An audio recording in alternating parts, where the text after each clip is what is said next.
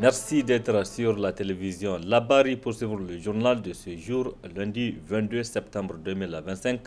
Mesdames, Messieurs, bonsoir et bienvenue à tous. Direction le centre de conférence internationale Mahatma Gandhi de Niamey, où le ministre d'État, ministre de la Défense nationale assurant l'intérim du Premier ministre, ministre de l'économie et des finances, a présidé donc les travaux de la première édition du Forum national de la recherche et de l'innovation technologique, un forum placé sous le thème défis et souveraineté nationale, contribution de la recherche scientifique et de l'innovation technologique pour relever les défis. Donc ce forum qui a vu la participation des chercheurs du pays de l'AES et du Togo est organisé par la Direction générale de la recherche et de l'innovation technologique du ministère de l'enseignement supérieur, de la recherche et de l'innovation technologique.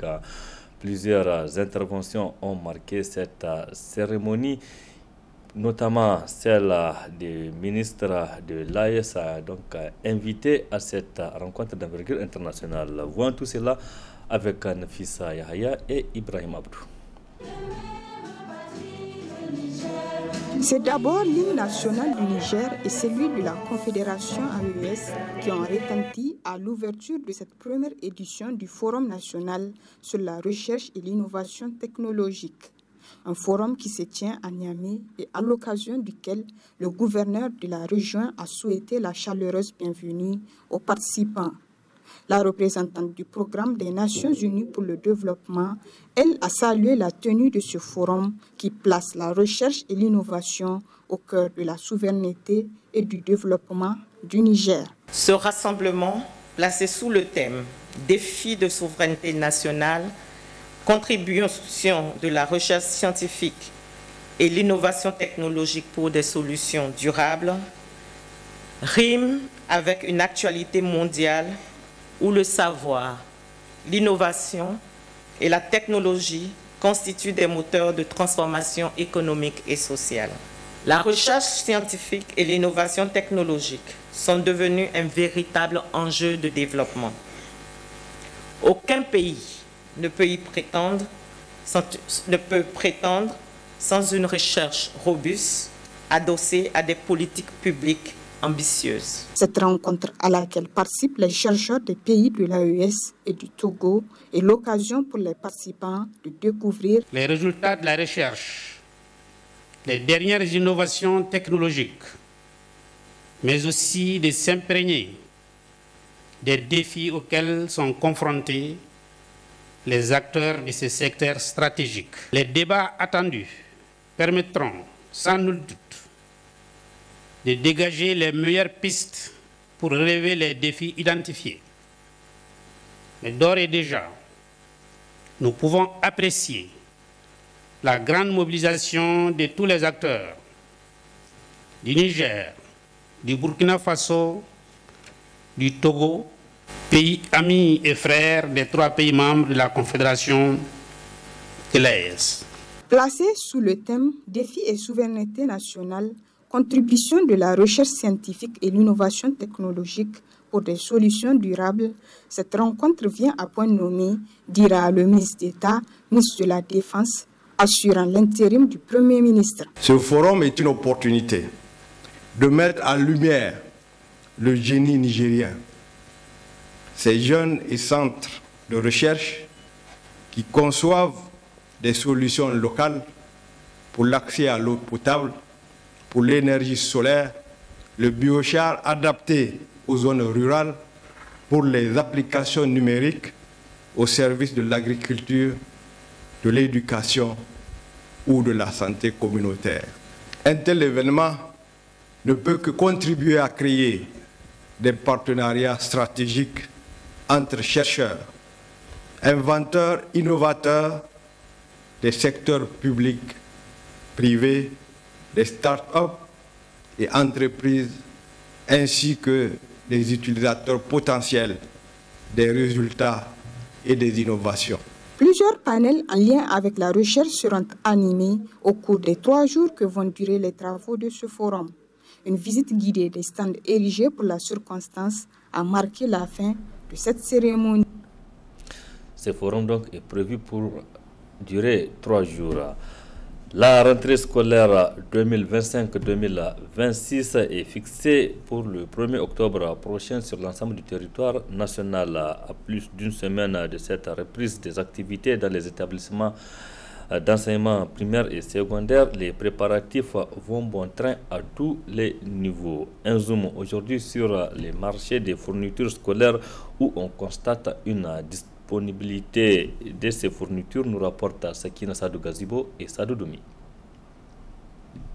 Stylos, cahiers, sacs et autres fournitures scolaires sont bien visibles sur les étals des marchés.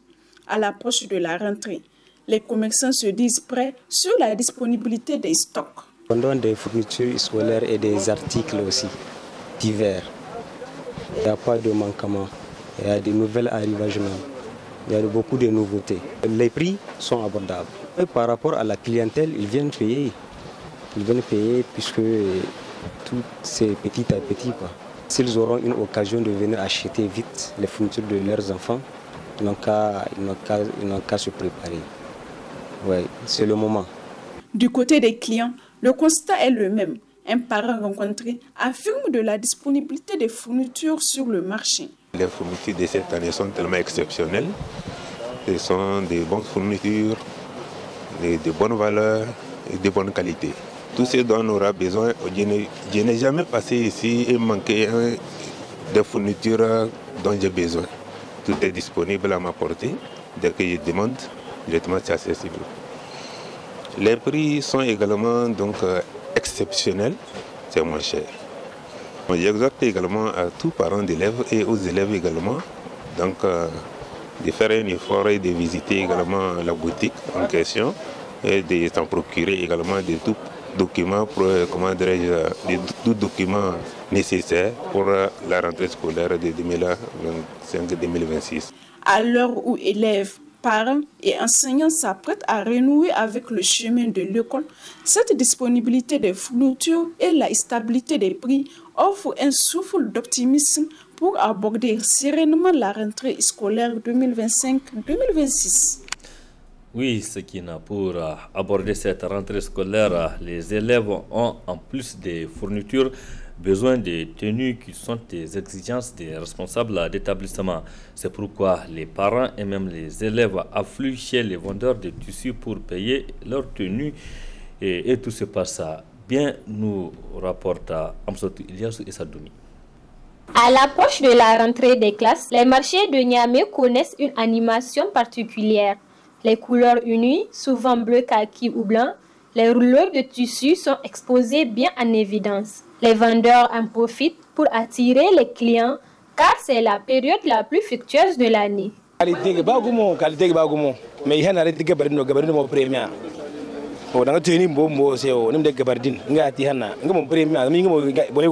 La qualité des tissus diffère, mais nous conseillons ces appelés communément gabardines. Ce sont de bons tissus.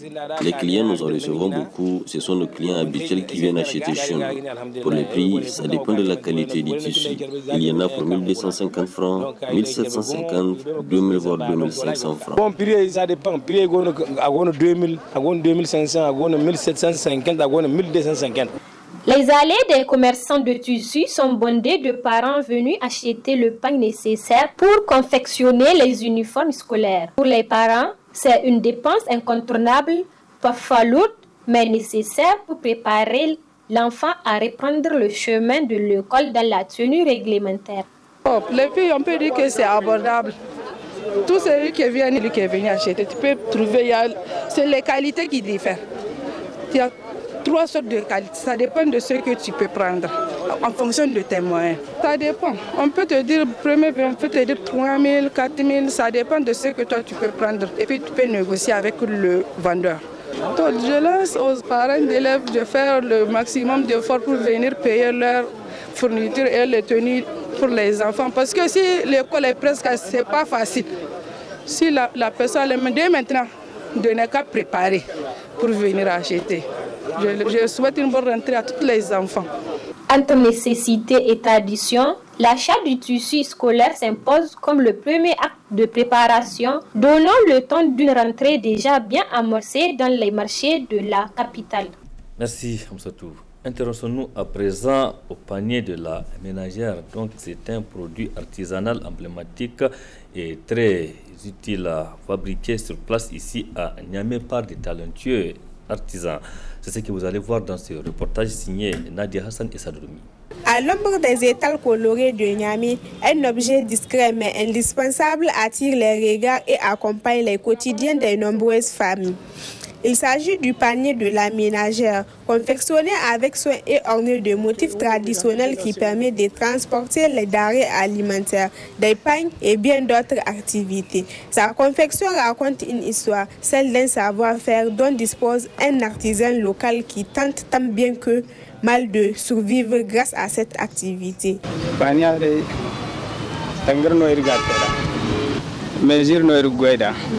Près de nous, il y a une mesure il y a un peu de danger.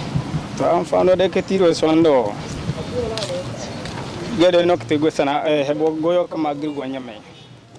Le panier est fabriqué avec des nattes en plastique. On prend des mesures avant de commencer le travail. Il est notre source de revenus. On le vend en gros et en détail. Le prix varie de 1 750 francs à 2 000 francs.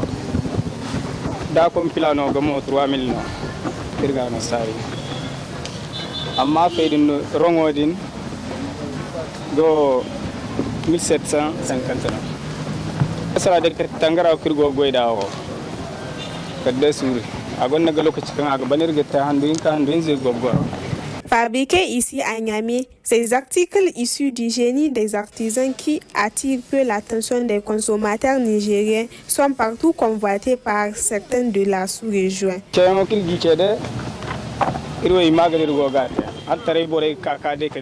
Nos clients proviennent généralement du Mali, du Burkina Faso, de l'Algérie et du Nigeria. Nous lançons un appel aux Nigériens afin de venir s'en procurer le produit.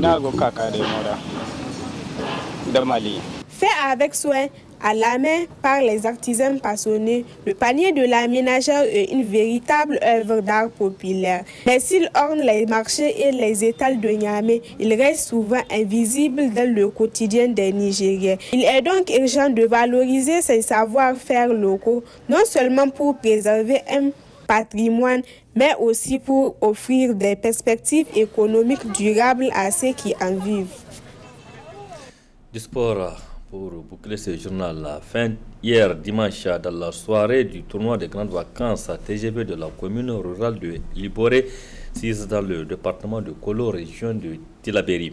Ce tournoi est l'initiative de la jeunesse de cette commune ayant enregistré donc le sacre de l'équipe de Sekiré. Précision Adam Soumana et Nassar Sedou.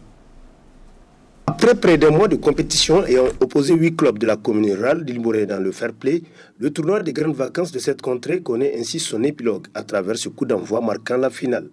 Une finale qui oppose l'équipe de Sekiré envers à son challenger du jour, à savoir l'équipe de Tonkabangou, à la satisfaction des organisateurs. Pour répondre à l'appel de nos plus hautes autorités, au premier rang duquel le général d'armée Abdraman Tchani, qui appelle la jeunesse, qui appelle toutes les couches sociales aux activités entrant dans le cadre de la consolidation de la paix.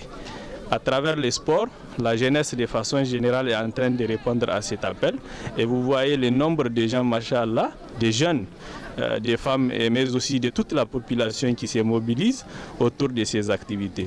Abondant dans le même sens, l'administratrice déléguée de la commune rurale a, au nom des plus hautes autorités du pays, remercié la jeunesse de Liboré qui fait sienne les quêtes de la souveraineté nationale et de la cohésion sociale. Chers jeunes, à travers cette compétition, vous avez prouvé que le sport n'est pas seulement un moment de loisir, mais aussi un puissant vecteur de cohésion sociale, de fraternité, de discipline et de dépassement de soi. Vous avez démontré que Liboré regorge de talents et d'énergie positive qui, bien encadrés, contribueront à l'émergence de notre commune et de tout notre pays. Je voudrais féliciter très sincèrement les organisateurs de ce tournoi pour leur engagement et leur sens de sacrifice. Vos efforts montrent que la jeunesse de Liboré est consciente de son rôle dans la consolidation de la paix, l'unité et le développement local. À toutes les équipes qui ont participé à cette compétition, je dis bravo. Que vous avez gagné ou perdu, vous êtes tous des vainqueurs, car vous avez participé avec courage et fair play. Pour la finale, elle a répondu aux attentes des spectateurs avec un match de haut niveau ayant amené les deux équipes à se séparer à la fin du temps réglementaire sur un score nul et vierge. Il a fallu une séance de tirs au but pour départager les deux équipes, voyant ainsi le sacre de Sekiré avec 4 tirs réussis et son adversaire 3. Vivement la prochaine édition. Merci Adam Soumana et félicitations à l'équipe sacrée championne de ce TGV de Liboré. Point final de cette édition. Merci aussi à vous de l'avoir suivi. Restez en compagnie du programme de la télévision Labari. Excellente soirée à toutes et à tous et bon début de semaine. Au revoir.